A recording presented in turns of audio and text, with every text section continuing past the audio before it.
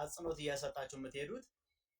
እንግዲህ ድርጅታችን አፋብን አሁን ላይ ዘመቻ የዘመቱበት የኛን አንድነት የኛን ነፃነት የማይፈልጉ እኛ ወንድሞቻቸው ከዚህ ጦርነት ተላቀን አዲስ አበባም ገባን ወይም ደግሞ ከዚህ ጦርነት ድል አድርገን ንጹህ አየር እንድንተነፍስ የማይፈልጉ የራሳችን ወንድሞች የራሳችን ጥላቶች ሆነው መጥተዋልና የራሳችን እህቶች አስቸግረውናል። ብልጽግና አይደለም አሁን ያስቸገረን ማለት ነውና እሱ ላይ ሐሳብ ካላችሁ መስጠት ይሻላል። ሌላው ግን ያው እንግዲህ መሬት ላይ እየተሰራ ያለውን ነገር ምን እያወኩት ስለሆነ አይዟችሁ፣ እግዚአብሔር ጠብቃችሁ በርቱልን። እዚህ እንግዲህ ወንድማችን ወልዲያም ጊዮንም ተዋውቋቸው በጣም ትላልቅ ጎበዝ ልጆች ናቸው። በዚህ ሁኔታ እንግዲህ ወንድማችን እሺ የምትለው ካለ በል። ወንድም ግን እኔ በጣም ደስ ብሎኛል። በለጠም የሚለው ነገር ካለ ሐሳብ እንዲሰጥ እናደርጋለን። እሸቱ አባተ ሰላም ብያለሁ። ሰላም ሳሚዋ፣ ሰላም ሙሉ ቤተሰቦች እንዴት ናችሁ? እኛ እግዚአብሔር የተመሰገነ ይሁን ሰላም ነን። እኔ እንኳ እንደዚህ በተመሰረተው ድርጅት ላይ ያለኝ ምልከታ አማራ ድርጅት ያስፈልገዋል። ይሄ ደግሞ አማራ ድርጅት አንድ ድርጅት ለመፍጠር ዛሬ እኛ የፈጠርነው ጉዳይ አይደለም፣ እኛ የሄድንበት ፕሮሰስ አይደለም። ከነ ፕሮፌሰር አስራት ወልደ ኢየሱስ የእድሜ ህቅታ አንስቶ እስካሁን ድረስ ያለ ሂደት ነው። እስካሁን ድረስ የተለፋበት ብዙ አማራውያን ሊቆች የአማራ ህይወት የተገበረበት መንገድ ሂደት ነው እና ከዚህ ላይ ደርሰናል። አንድ ድርጅት መፈጠሩ እጅግ ትልቅ ነገር ነው። አማራን አንድ ቤት ውስጥ ሰብሰብ አድርጎ የራሳቸው አንድ ጉዳይ የሚኖራቸው ሂደት ላይ መደረሱ ትልቅ የትግል ሂደት ነው። ሌላው እንግዲህ በድርጅቱ መካከል ላይ ግለሰብ የሚቃወሙ ሰዎች አሉ። ግለሰብን ስለተቃወሙ ድርጅቱን የሚቃወሙ ሰዎች አሉ። እነዚህ ሰዎች ራሳቸውን እንዲፈትሹ ነው የምመክራቸው። ግለሰብ ግለሰብ ነው። ነገር ግን ድርጅት ደግሞ የህዝቦች ስብስብ፣ የአማራ ህዝብ ስብስብ፣ የስንት ወንድሞቻችን ደም አጥንት ህይወት ዋጋ የተከፈለበት ውጤት ነው። ይህንን መገንዘብ ያስፈልጋል ነው የምለው። ግለሰቦች ላይ ጥላቻ ስላላቸው ድርጅት ላይ ጥላቻ ላላቸው አንዳንድ ተቃዋሚዎች ነው። ከዛን ሲቀጥል ይሄ አንድነቱ እኛ ብቻ አይደለንም የሚያመጣ ነው። ማንኛውም ሁሉም ነገር አግዞን የአማራም ህዝብ አንድ ስለሆነ አንድ መሆን አለበት ተብሎ የመጣ ሂደት ነው። ይህንን ሂደት ስናመጣ መጀመሪያ ላይ እዛኛው በነ ኮሎኔል ፈንታው ሞሃቤ ውስጥ እያለን የምንከራከርበት የያዝነው ጭብጥ የያዝነው ሎጂክም ነበረ። እኛ ወለጋና መተከል ላይ ያለው አማራ ይወክለናል ብለን ጦርነት ይወጣል። የአርበኛ ዋርካው ምሬ ወዳጁ የኮሎኔል ፈንታው ሞሃቤ ፋኖ ተባብለን የምንከፋፈልበት ነገር የለንም።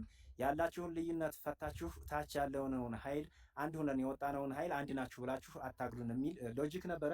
በዚህ ሎጂክ ውስጥ አልተግባባንም። ምክንያቱም የነሱ እሳቤ ያለያም አላማቸው ግባቸው አሁን ያሉበት ቦታ ስለነበረ ለዛን ነበረ የሚያዘጋጁን። ነገር ግን እኛ ቀድመን አማራ ብለን ነው የወጣነው።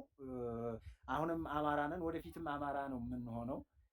አማራም ነን። በዚህ ሎጂክ ስለተመራን በዚህን መስመር ውስጥ ስለተጓዝን እንትን ያልንበት ዋጋ የከፈልንበት ነገር አለ እንጂ የከፈልነውን ዋጋ ውጤት ያጣንበት ነገር የለም። አትርፈንበታል። በቃ ትግል ነው። ትግል ደግሞ የሚገርማችሁ ነገር አንድ ጊዜና የምታውቁት ነገር አይደለም። ጊዜ ነው፣ ለሁሉም ነገር ጊዜ ነው የሚያበጥረው። ጤፍን ለማበጠር ወንፊትና ሰፌድ እንደሚያስፈልገው ሁሉ ትግልን ለማበጠር ጊዜና ሂደቶች ናቸው የሚያስፈልጉት። ዜን እዚህ ቦታ ላይ ስንደርስ፣ እዚህ ውሳኔ ላይ ስንደርስ የራሳችንን ውሳኔ ወስነን የአማራን ህዝብ የሚበጀውን፣ የአማራን ህዝብ የሚያተርፈውን፣ የአማራ ህዝብ የሚጠቅመውን ነገር አድርገናል። ይህንንም ስናደርግ ከፍተኛ ዋጋ ከፍለናል። ሳሚ መግቢያው ላይ እንዳልከው ፀሐይሞጭ አካባቢ ላይ የተከፈሉ ዋጋዎች አሉ። እንደውም አንድ ሁለት ሶስት ልጆችን ዛሬ እኔ ከኔ ፔጅ ፌስቡክ ፔጅ ላይ ዘክሬያቸው ነበረ። ጓደኞችን የመቅደላ ክፍለ ጦር ዋና አዛዥ እንደዚሁም ከሱ በታች ያሉ ሌሎች አመራሮች ሁሉ በህይወት ዋጋ የከፈሉበት ነው። ያንን የተደረጉት ጥላት መቷቸው አይደለም። ጥላት እንዲመታቸው ከጀርባ ባመኑት አካል ነው የተመቱት። አሁን ብልጽግና ጋራ ጫጉላ ላይ ያሉት አካላቶች ማለት ነው። እነዚህ ነበሩ ያኔ ያስመቱን። ክፍለ ጦሯ ሙሉ እስከ አመራሯ ድረስ ነበር የተመቱት። ይህን ሁሉ ዋጋ ከፍለናል። ይሄ ሁሉ የከፈልነው ዋጋ አልበቃ ብሎ ምዕራብ ወረዳ ከተሻገርን በኋላ አስከብበው ለብልጽግና ሊያሳፍኑን 3-4 ጊዜና ሞከሩ። አንድ ጊዜና ከለላ ከተማዋ ጋር፣ ሁለተኛ ደግሞ ወርቂት የምትባል ከከለላ ወደ ምዕራብ በኩል ወተን ቆላ አካባቢ ላይ፣ ሶስተኛ ዋርጃ የሚባል የከለላ ቀበሌ የሆነ በገነቴና በከለላ መካከል ድንበር ላይ የሚገኝ ቦታ ላይ አስገበቡን። በመጨረሻ ላይ ወደ አካባቢያችን መመለስ እንዳለብንና ይህ ድርጅት ሙሉ በሙሉ ወደ ብልጽግና እጅ ሊያሰጠን እንደሆነ ስናቅ ሙሉ ያሉን ኮሚቴዎች ተማክረን ጦራችንን ይዘን ከገነቴ ተነስተን ጎንደር እስክንገባ ድረስ ባሉት ወረዳዎች ሙሉ በጠላት እያስከበቡን ያንን ሰበራ እየሰበርን እየወጣን ነበረ እዚህ ቦታ ላይ የደረስነው። በርካታ ዋጋ እየከፈልን ከ5 ያላነሱ ወረዳዎች አስከብበውናል። ገነቴን፣ ሳይንትን፣ መቅደላን፣ ኮሬብን እስከ ዶክተር አምባቸው ድልድይ ድረስ ማለት ነው እስከ ጎንደር። ጎንደርም ከሄድን በኋላ ብዙ ሸፍጦችን ሰርተው ነበረ። በተለይ አመራር የተባልነውን አካላቶች ለማስመታት እንደዚህ አይነት በርካታ ጉዞ ሂደው ነበረ። እንደ እግዚአብሔር ፍቃድ ሆኖ የ40 ቀንም ድላችን ሆኖ ነው መሰለኝ እስካሁን ድረስ በህይወት ከተረፉት ጋር አንዱ ሁኜ ከጓደኞቼ ጋር አለሁ ማለት ነው።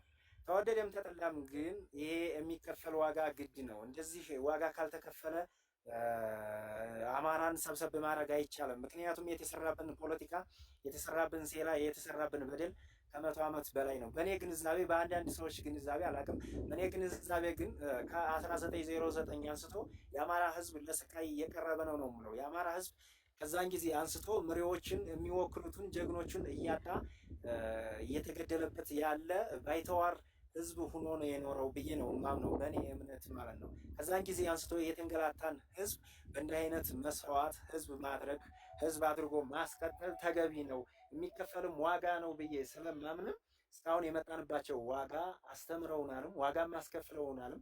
ነገር ግን እኔ የሚታየኝ እኛም የሚታየንም ወደፊት የአማራን ህዝብ ምን አይነት ህዝብ እናደርገዋለን፣ ምን አይነት ድርጅትስ ባለቤት እናደርገዋለን፣ በዚህ ድርጅትስ እንዴት አድርገን እንሰበስበዋለን የሚለው የመርሁ ጉዳይ ነው።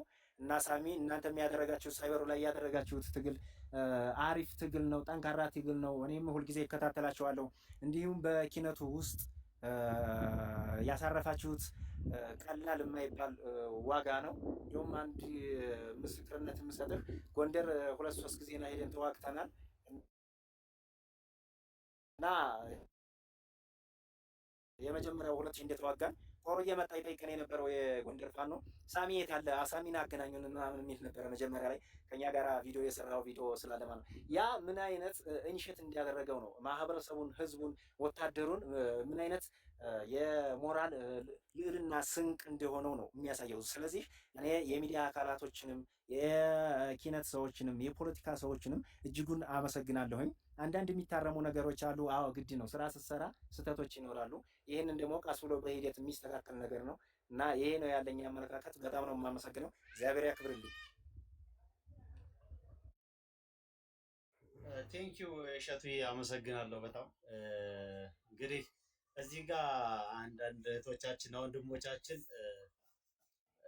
ወንድሞቻችን እየሞቱ ነው፣ ወንድሞቻችን እያለቁ ነው። ድርጅት አፍርሰን ደግሞ እኛም አብረን መሞት አንፈልግም እና ወይ እናንተ አብራችሁላችሁም እንደወጣችሁ ቅሩ ልትሉ ከሆነ ድርጅቱን ለማፍረስ መስራት ቀላል ነገር ነው። አንድ ቀን 2 ቀን ቁጭ ካልን ማፍረስ እንችላለን።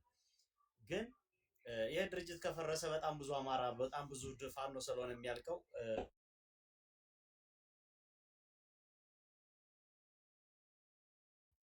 ኔትወርክ ይዞታል። ሳሚ ታብታብ አድርጉ እስኪ ጋይስ። እሰማለሁ ጊዮን ትሰማለህ? አሁን ትሰማለህ? እና ይህን ድርጅት ጥያቄ ካለን መጠየቅ ድርጅቱን ትላንትናም አርበኛ ኢሳያስ እንግዲህ በሸዋ ደቡብ ምዕራብ እዝ መግለጫ ወጥቷል እና በጣም ደስ የሚል መግለጫ ነው። በሸዋ ላይ እየተደረገ ያለውን ጉዳይ መግለጫ የወጣው ሸዋ ያላችሁ እህት ወንድሞቻችን ዝመቱ የሚል ነው እና መግለጫ የወጣው ደግሞ በድርጅቱ ስም ነው። ስለዚህ እኛ የምናከብረው ወንድሞቻችንን እንጂ እናንተ ወይም ለምን እንደዚህ ያለ ምናምን እንደዚህ ብቻ ይገባችኋል። እና አሁን ላይም ኔትወርክ ጠፍቶ በጣም 5 ሄሊኮፕተር ታውጆበት ሸዋ ላይ ዘመቻ የተዘመተ ነው። ደቡብ ወሎ ላይም ወንድሞቻችን ትላንትና ኮምቦልቻ ላይ ብቻ ወደ 47 አስከሬን ነው የገባው እና በዛም ሆነ በዚህ ወንድሞቻችን እየሞቱ ነው። የሚሞቱት ግን በወንድነትና በጀግንነት ነው። አለቅ ትግል ነው የገጠምነው። ትግሉን አቁሙት ከሆነ ሌላ ጉዳይ ነው። በግልጽ መንጣት ነው። አይ ይህን ድርጅት ምናምን መሪዎቻችንና መሪዎቻችሁ መግለጫ እስካላወጡ ደግሞ ድርጅቱ ውስጥ እነሱ በድርጅቱ መግለጫ እያወጡ እንደዚህ አትበሉ ምናምን ማለት ትንሽ አሁን ላይ ልክ አትመስሉኝም እና ተስተካከሉ ወንድሞቻችን። በወሎ ቤት አማራና በሸዋ ላይ በጣም ትልቅ ዘመቻ ተጀምሯል። እዚህ ላይ ተባብረን የጎንደሩ መረጃ ስለሌለኝ የጎጃው መረጃ ስለሌለኝ ማለት ነው።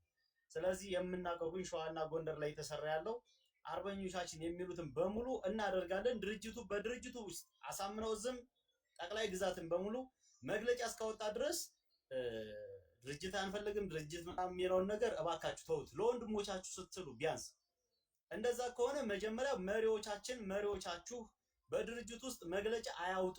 ድርጅት ውስጥ ካልፈለጉ ድርጅቱን ካልተቀበሉት ያንን መጀመሪያ ያድርጉና ከዛ በኋላ እኛ ከነሱ ጋር ሆነን ሀሳብ እንሰጣለን። ከነሱ ጎን ሆነን ለምን ብለን ድርጅቱን መተቸትን መውቀስም እንጀምራለን። እና ባልሆነ ነገር ላይ እንደዚህ ባትሉ ደስ ይለኛል ለማለት ነው። ጊዮን ቀጥል።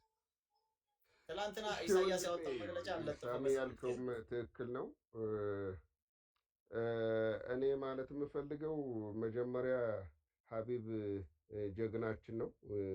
ሀቢብ ቢሰዋም ሺዎችን ተክቶ ነው የተሰዋው። ስለዚህ ስሙ ከምድር በላይ ሕያውነት ዝንተ ዓለም ስናወድሰው እንኖራለን።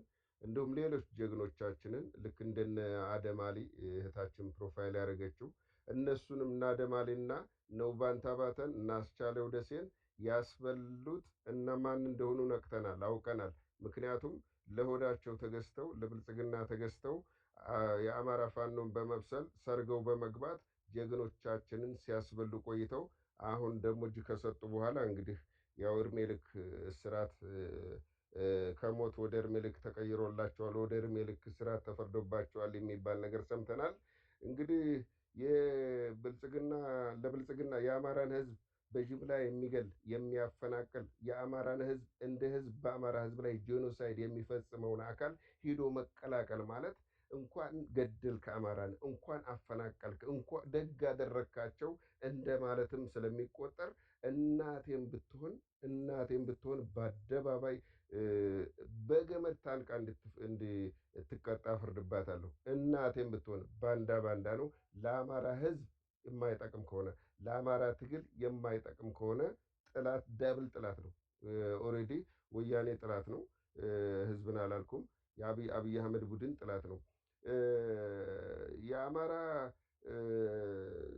መቼ ነው እንትን የተባለው ምናምን የሚለው እሱ ልክ እንዳሁኑ እየተከፋፈል ልክ እንደዚህ እየተከፋፈል አጼ ቴዎድሮስን ማስበልተናቸዋል። አማራ ሆይ ተነስ መቼ ነው የተባለው? 1900 ምናምን አይደለም በ1520 ነው። አጼ ልብነ ድንግል ናቸው አማራ ሆይ ተከበሃል ተነስ ምናምን ብለው የአማራን ህዝብ ማንቃት አልነቃላቸውም እንጂ ማንቃት የጀመሩት አጼ ልብነ ድንግል ናቸው።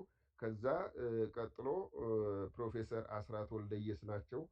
እኔ ብለው እንደ ጊዮን አሁን ለዘመናት ስንመኘው የኖርነውን ከ80 ዓመት በላይ አሁን ኦደግ 3 ዓመት ሆናችሁ ምናምን የደረሳችሁ ምናምን ብዙ ኮሜንት ያለው እናንተ እኮ በ7 ሀገሮች ከዛም በላይ እየተረዳችሁ መሳሪያ ሳይቀር እየተረዳችሁ 85 ዓመታችሁ በጫካ ራሱ ከ56 እስከ 57 ዓመታችሁ እኛ በ3 ዓመት ውስጥ የአማራን ትግል እንኳን መሳሪያ የሚረዳው ሊኖር ይቅርና ሞቱን ራሱ የሚዘግብለት የለም። ሞታችንን ራሱ የሚዘግብልን የለም።